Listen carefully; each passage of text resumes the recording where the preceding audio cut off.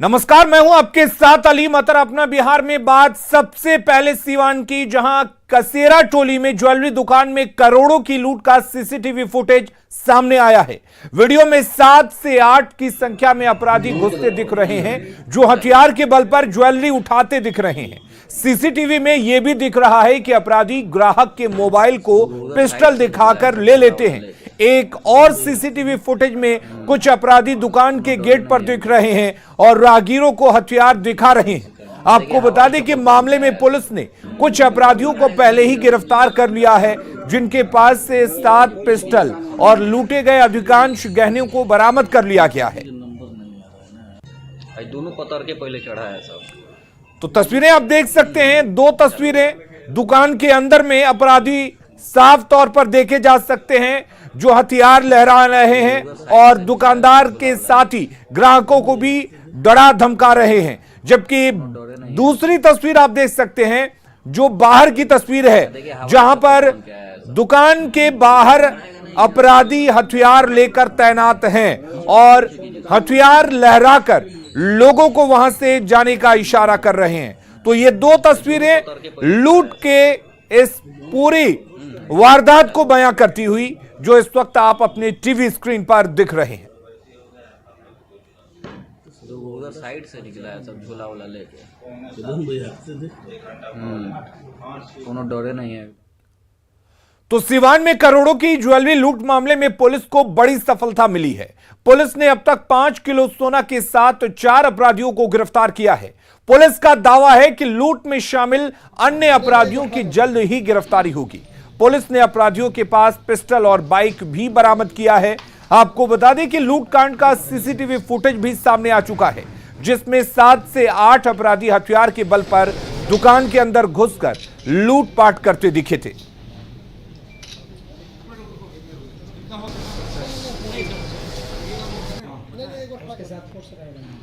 तुम लोग रहना, मुझे रात हो रहा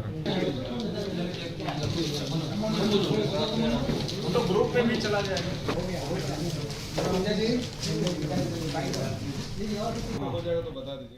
हम लोगों ने इस घटना का उद्भेदन किया है। ये घटना कारित करने वाले 5 लोगों की गिरफ्तारी हुई है, जिसमें कि 4 अभी हम लोग आपके सामने रखे थे। एक जो अभियुक्त था, जो इस घटना में शामिल था, वो एक दिन पहले गुठनी में आर्म्स और लिकर के साथ पकड़ा गया था, तो उसके लिए गुठनी में अलग से केस है। उसका अभी तक रिकवरी है वो 5 केजी और 105 ग्राम के आसपास में है, और भी हम लोग इस पर कार्रवाई कर रहे हैं। इसमें 7 देसी पिस्टल हम लोग को बरामद हुआ है। घटना में प्रयुक्त 2 मोबाइल भी हम लोग ने सीज किया है और एक बाइक भी सीज किया है। दरभंगा में शातिर अपराधियों ने रात के अंधेरे में भगवान के घर पर धावा बोल दिया और नोटों से भरी दान पेटी लेकर भाग गए। सीसीटीवी कैमरे में एक हरकत कैद हो गई।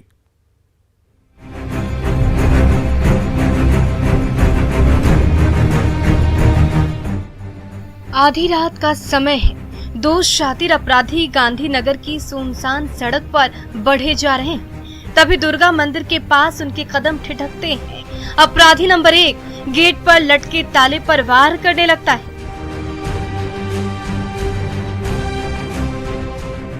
बार बार की चोट के बाद भी जब ताला टस से मस नहीं होता, तो दोनों अपराधी पिछले दरवाजे को निशाना बनाते हैं।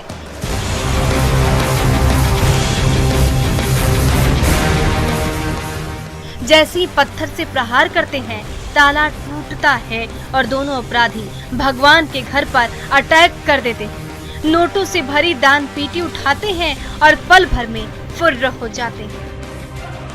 मंदिर का ताला तोड़ के और बक्सा को 100 फीट आगे ले जाके वहां से उसमें दान बॉक्स जो पेटी था, उसमें से रुपया निकाल के बक्सा को उधर फेंक दिया गया था। दुर्गा मंदिर की दान पेटी 1 साल से नहीं खुली थी, इसलिए भक्तों से दान में मिले नोट और सिक्के उस पेटी में भरे हुए थे। दोनों शातिर अपराधियों की नजर पहले से ही उस दान पेटी पर थी। रात के अंधेरे में जैसे ही मौका मिला, दोनों ने धावा बोल दिया और गेट तोड़कर रुपए पैसे से लबालब दान पेटी ले उड़े। सुबह जब भक्तों की टोली मंदिर पहुंची, तो ताला टूटा देखा। कुछ दूरी पर खाली दान पेटी मिली। तो सीसीटीवी वीडियो खंगालते ही चोरी का पता चला। ताला तोड़ा मेन अथी का, यहाँ नहीं टूटा है तो फिर पीछे वाला ताला को तोड़ने का प्रयास किया है। लगभग 8 मिनट तक 7-8 मिनट तक ये तोड़ने का प्रयास किया, तो उसके बाद जो ताला टूटा है तो बक्सा निकाल के ले जाके उधर भागते हुए देखा गया। सीसीटीवी कैमरे में कैद शातिर अपराधियों की करतूत हर किसी को हैरान कर रही है। ये देखिए कैसे दोनों अपराधी ताले पर टूट पड़े हैं और जैसे ही ताला टूटा नोटों से भरी दान पेटी लेकर फुर्र हो गए। विपिन दास, न्यूज़ 18 दरभंगा। अगली खबर का रुख करते हैं। मुजफ्फरपुर के एसकेएमसीएच में सुरक्षा गार्ड का एक व्यक्ति के साथ मारपीट करने का वीडियो वायरल हो रहा है। वीडियो में दिख रहा है कि इलाज करवाने आए एक व्यक्ति को सुरक्षा गार्ड धक्का देकर अस्पताल से बाहर निकाल रहा है। सुरक्षा गार्ड शख्स की पिटाई करते भी दिख रहे हैं। इस घटना का किसी ने वीडियो बनाकर वायरल कर दिया है। पीड़ित व्यक्ति हथौड़ी का गौतम कुमार बताया जा रहा है। वो अपनी पत्नी का इलाज करवाने आया हुआ था और बताया यह भी जा रहा है कि इमरजेंसी से निकलने में देरी होने के कारण सुरक्षा गार्ड ने उसकी पिटाई कर दी। हालांकि मामले की अब तक किसी ने शिकायत नहीं की है। पुलिस का कहना है कि शिकायत करने पर जांच करेंगे। एक वीडियो संज्ञान में आया है, लेकिन किसी के द्वारा कोई लिखित आवेदन दिया नहीं गया है, न मुझे जानकारी मिली है। लिखित आवेदन देने पर कार्रवाई की जाएगी। वैसे हम छानबीन कर रहे हैं, सत्य होने पर कार्रवाई किया जाएगा। पुलिस मेंस एसोसिएशन के अध्यक्ष नरेंद्र कुमार धीरज के ठिकानों पर ईओयू की छापेमारी में बड़ा खुलासा हुआ है। नरेंद्र धीरज की संपत्ति उनकी आय से 500 गुना ज्यादा मिली है। 9 ठिकानों पर छापेमारी में करीब 10 करोड़ की संपत्ति का पता चला है। ईओयू ने कल नरेंद्र धीरज के पटना, अरवल और आरा में ठिकानों पर छापेमारी की थी। अब बताया यह जा रहा है कि नरेंद्र धीरज ने अपनी काली कमाई को कई जगहों पर निवेश कर रखा था। मंगलवार को बिहार पुलिस मेंस एसोसिएशन के प्रांतीय अध्यक्ष नरेंद्र कुमार उर्फ धीरज के घर आर्थिक अपराध की छापेमारी हुई थी, जिसके बाद उनकी जो गलत तरीके से अकूत संपत्ति जो उन्होंने अर्जित की थी उसका पता चला था। जो आय से अधिक संपत्ति का पूरा मामला था, इसको लेकर आर्थिक अपराध की टीम ने यहाँ छापेमारी की थी। हम अभी उसी जगह मौजूद हैं। ये कृष्णा नगर मोहल्ला है, आरा शहर का नवादा थाना क्षेत्र इलाका है। ये नवादा थाना के इलाके का ये कृष्णा नगर मोहल्ला है। यहीं पर कल छापेमारी हुई आर्थिक अपराध की। इसके अलावा इस रोड में 2 और भी मकान हैं जो उनके भाई के बताए जा रहे हैं, वहाँ भी छापेमारी हुई है कल। और कुल मिलाकर जो संपत्ति है, उनकी संपत्ति जो आय है उससे कई 100 गुना पता चली है। यानी अभी तक जो खुलासे हुए हैं उसमें तकरीबन 10 करोड़ की संपत्ति का पता चला है, जो उन्होंने अपने भाइयों और अपने अन्य रिश्तेदारों के नाम पर जो है अर्जित किए थे। और उसके अलावा कुछ कैश भी बरामदगी की सूचना थी, कल हमने बताया भी था। कुछ कैश भी उनके अलमीरा से बरामद हुए हैं, तकरीबन 7.5 लाख रुपये बरामद हुए हैं। इसके अलावा जो भी अभी तक जो स्थिति है उसमें कई कागजात, कई दस्तावेज भी पता चले हैं कि आर्थिक अपराध को मिले हैं, जिसके बाद अब आर्थिक अपराध जो है वो आगे की कार्रवाई में जुटी है। कुल मिलाकर जो बिहार पुलिस की मेंस एसोसिएशन के प्रांतीय अध्यक्ष जो हैं नरेंद्र कुमार उर्फ धीरज, वो करोड़पति निकले हैं और आर्थिक अपराध का शिकंजा जो है पूरी तरह उन पर कस गया है। अब आगे उनके लिए मुश्किलें और भी बढ़ सकती है। न्यूज़ 18 के लिए आरा से मैं हिमांशु प्रवीण। सियासत में शब्दों का चयन महज एक इत्तेफाक नहीं है, हर चीज मोल तोल कर बोली जाती है।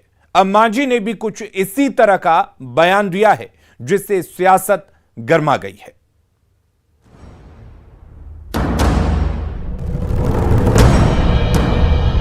रामायण की कहानी को हम सत्य नहीं मानते, इस चीज को मैं नहीं मानता।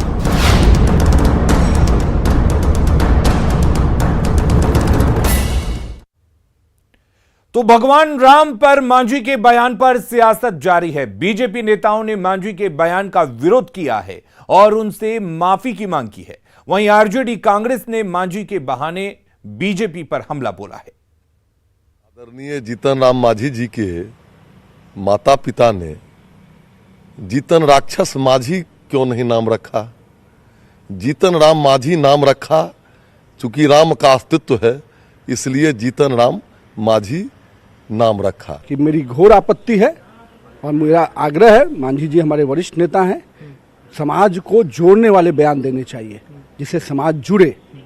और राम के अस्तित्व को समझना है तो पूरा जीवन क्या सदियों लग जाएंगे, फिर भी अस्तित्व को आप नहीं समझ पाइएगा। नहीं, हम तो मानते हैं कि रामायण है, राम हैं और उनकी जो रामायण लिखी है वो है, लेकिन कुछ लोग राम के नाम लेकर देश में गलत राजनीति कर रहे हैं। जब आप इस तरह की बातें कर रहे हैं तो राम के नाम पर जो राजनीति कर रहा है लोग, उसके साथ क्यों हैं आप? जो उनकी सरकार में भी शामिल है, उनके प्रतिनिधि ने मर्यादा पुरुषोत्तम श्री राम के अस्तित्व पर सवाल खड़ा किया कि राम है ही नहीं, रामायण है ही नहीं। और बीजेपी का लीडरशिप उनको अभी भी अपने गठबंधन में रखा हुआ है। भगवान राम पर पूर्व मुख्यमंत्री जीतन राम मांझी के विवादित बयान के बाद सीता की नगरी सीतामढ़ी के लोगों में गहरी नाराजगी है। जीतन राम मांझी के बयान को लेकर लोगों ने अपनी अपनी प्रतिक्रिया दी है।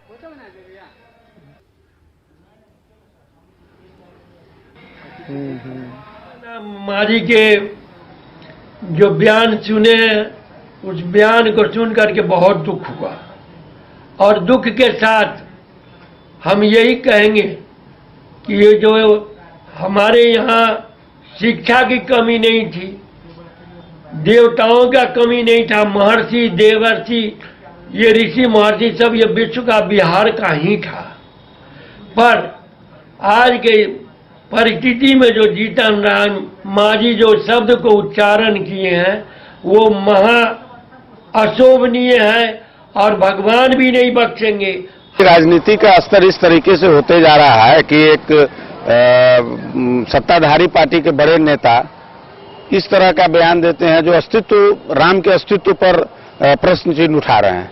ये असाधारण बात है जो पूरा मर्यादा पुरुषोत्तम राम आज से सदियों से उस बारे में हम लोग पढ़े लिखे, मतलब दशकों भाषा में उसकी रामायण लिखी गई है। निश्चित तौर पर नेता जो इस तरह का बयान देते हैं अपने राजनीतिक लाभ के लिए, उससे उन लोगों को बचना चाहिए। जीतन राम मांझी के बयान पर सियासत में जहां उबाल है, वहीं संत समाज खासा नाराज नजर आ रहा है।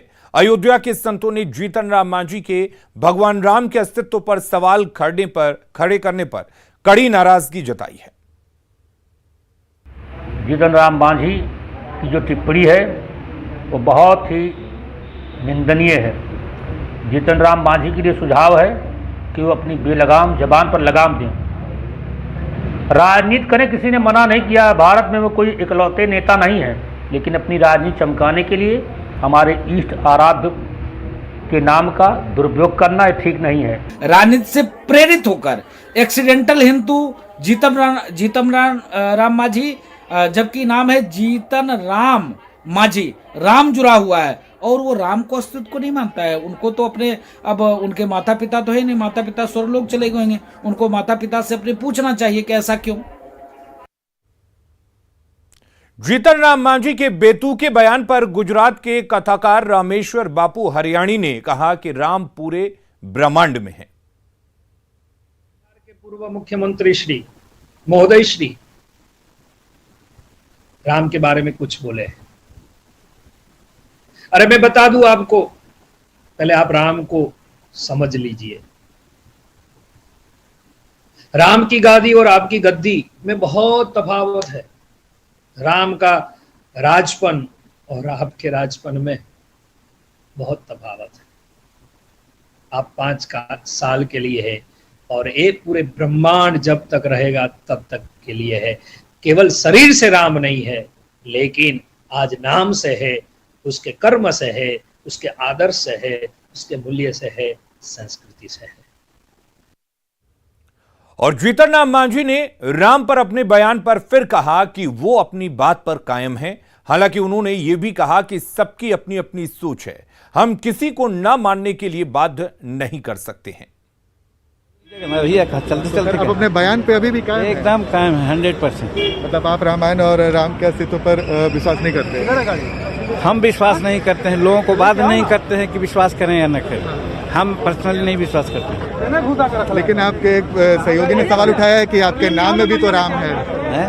वो तो टाइटल है, बचपन में हम जन्मे हैं तो ये कह देगा कि आप कौन घर में जन्मे हैं, वो हमारा तो वश नहीं था, वो तो मेरे माता पिताजी का वो बस जो उन्होंने नाम रखा है। लेकिन लोग सर राम के बारे में मानते हैं, अस्तित्व मानते हैं, तो आप सर इस तरह के सवाल खड़े कर रहे हैं, तो कई तरह की बातें सामने आ रही है। अपनी अपनी आस्था की बात है, कोई भगवान को मानते हैं, कोई नहीं मानते हैं, कोई प्रकृति को मानते हैं, कोई अपना ईमानदारी को मानते हैं, कोई कर्तव्य को मानते हैं, तो अपनी अपनी बात है। उसी प्रकार से हम राम को जिस रूप में लोग मानते हैं उस रूप में नहीं मानते हैं। वो महानायक थे, अच्छा काम करने की बात उनके माध्यम से कराई गई है, जो नीतियाँ वहाँ बताई गई है और नीति पर चलना चाहिए, इसमें कहाँ कोई दुमत है।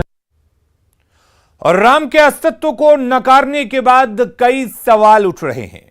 सवाल ये है कि राम नहीं तो क्या करोड़ों भक्त झूठे हैं।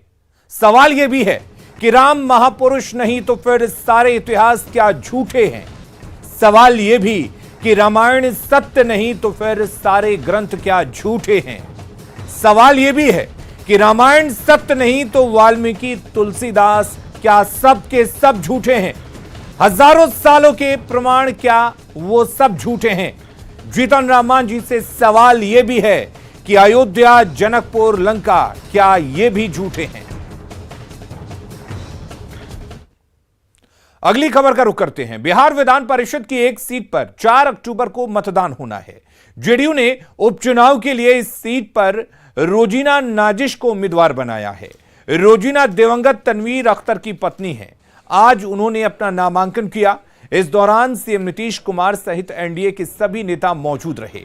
आज इस सीट पर नामांकन की अंतिम तारीख है। कल स्क्रूटनी, वहीं नाम वापसी की अंतिम तारीख 27 सितंबर है। 4 अक्टूबर को सुबह 9 बजे से शाम 4 बजे तक वोटिंग होगी। उसी दिन शाम 5 बजे मतों की गिनती भी होगी। नाजिश है कि उम्मीदवार हुई है जेडीयू की और पूरे एनडीए की। आप सबको मालूम है तनवीर अख्तर साहब एलसी थे और उनका निधन हो गया कोरोना के चलते, और अभी उसके रिक्ति के बाद जो चुनाव हो रहा है उसी में हम सब लोगों ने तय किया उनकी ये पत्नी है, इन्हीं को उम्मीदवार बनाया गया। तो सब लोगों की सहमति के साथ किया जाता है। और रुक करेंगे इस वक्त एक बड़ी खबर की। कटिहार से बड़ी खबर आ रही है, जहां पर सीएसपी संचालक से 1,78,000 की लूट की गई है। आजमनगर थाना क्षेत्र में सीएसपी संचालक से लूट की घटना सामने आई है। बैंक से रुपए निकालकर सीएसपी संचालक जा रहा था और उसी दौरान अपराधियों ने लूट की इस वारदात को अंजाम दिया और 1,78,000 रुपए सीएसपी संचालक से लूट लिए।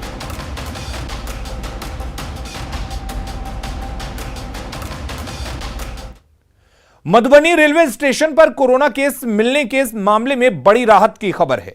यहां एक भी मरीज की रिपोर्ट पॉजिटिव नहीं है। स्वास्थ्य मंत्री मंगल पांडे ने इसकी जानकारी दी। उन्होंने कहा कि कल 148 सैंपल जांच के लिए भेजे गए थे और सभी की रिपोर्ट नेगेटिव आई है। जिलाधिकारी ने इसकी पुष्टि भी की है। कल 148 सैंपल जांच के लिए भेजा गया और आज सुबह ही मेरी जिलाधिकारी मधुबनी से भी बात हुई है। सभी के परिणाम आ गए हैं और सभी रिपोर्ट निगेटिव आया है। तो जब क्रॉस चेक हम लोगों ने किया तो ये पाया हम लोगों ने कि वहां पॉजिटिव केसेस नहीं है। समस्तीपुर स्टेशन पर कोरोना को लेकर रेल प्रशासन और स्वास्थ्य विभाग सतर्क है। बाहर से आने वालों की यहां पर कोरोना जांच की जाती है। स्वास्थ्य विभाग की 6 टीम यहां पर तैनात की गई है।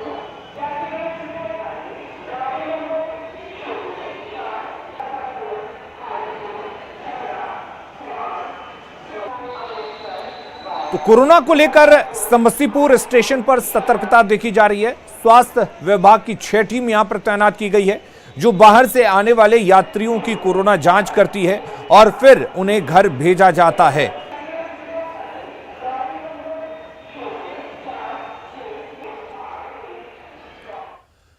और रुक करेंगे इस वक्त एक और बड़ी खबर की। तेजस्वी और मीसा भारती पर केस दर्ज किया गया है। मदन मोहन झा पर भी केस दर्ज किया गया है। पैसे लेकर टिकट नहीं देने का आरोप इन पर लगा है और अब इस मामले में केस दर्ज किया गया है। तो पटना से बड़ी खबर, जो बिहार के सियासत से जुड़ी हुई है और इन नेताओं पर सवाल उठा रही है। मीसा भारती, तेजस्वी और मदन मोहन झा पर केस दर्ज किया गया है। आरोप इन पर यह लगे थे कि इन्होंने टिकट देने के बदले पैसे लिए थे और पैसे लेकर टिकट नहीं दिए और उसके बाद अब इन पर एफआईआर दर्ज की गई है। और अपना बिहार के इस बुलेटिन में फिलहाल के लिए इतना ही, लेकिन खबरें लगातार जारी हैं। अब बने रहिए न्यूज़ 18 बिहार झारखंड के साथ।